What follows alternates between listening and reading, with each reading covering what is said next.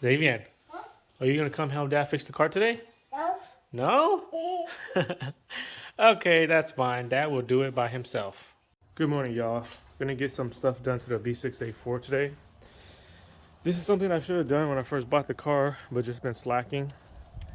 Been already had the car for what, 2 months, and still haven't gotten it done. But anyways, I'm gonna get it done. I'm gonna get it done today. And let me show you what it is.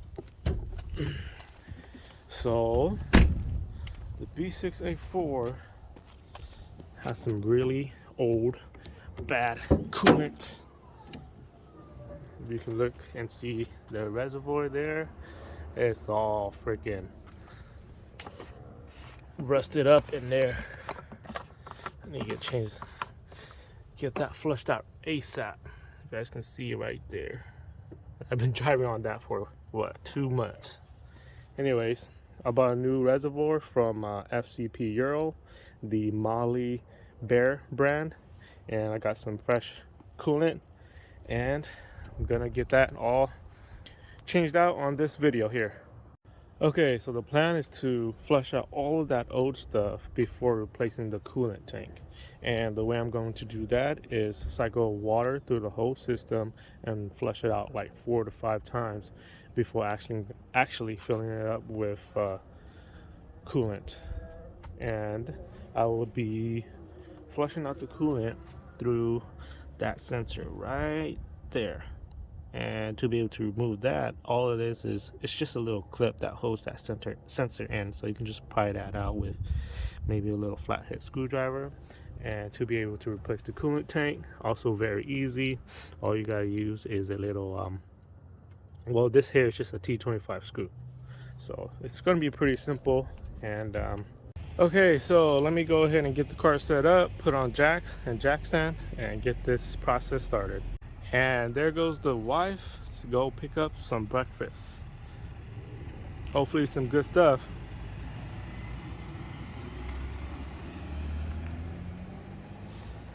Alright guys, so before I get this video started, it'll be great if you guys can help support my channel by clicking that red subscribe button. Thanks guys. Alright, so got all the tools needed for the job out. 2 jacks, 2 jack stand, 1/4 inch wrench extension and T25 socket, and the 2 vice grip for replacing the coolant reservoir tank, the little small flathead to take out the clip that holds the sensor that I'm gonna drain the old stuff or old coolant out from, and of course a drain pan here. Alright, so the car is ready. Let me show you where I'm gonna drain that old coolant stuff from. Right here, here's that sensor that I was telling you about, and the little clip that holds it in. So all I'm going to do is use the here and then pry it out that way. So let me go ahead and start draining out all of these old stuff.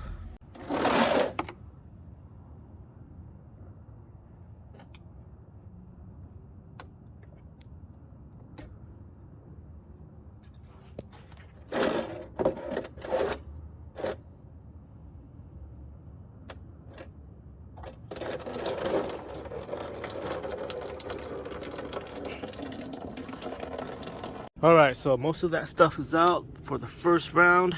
Check it out. I'm not even sure what that is. Anyways, got the sensor back in. So now what I'm gonna do is cycle water and flush it, what, 4 to 5 times. Hopefully it takes that much before it all clears out. And then replace the coolant tank and pour in good, nice, new, fresh coolant, and we should be good from there. So I'm gonna go ahead and flush it a couple of times too. Also gonna run the car to let it cycle through the heated core and whatnot too. So let me go ahead and get that done. So all of that stuff, well, hopefully all of that stuff is flushed out. Took out the old reservoir tank, and here it is.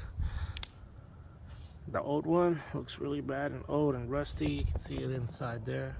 And a brand new Molly Bear one that I bought off of SCP Euro.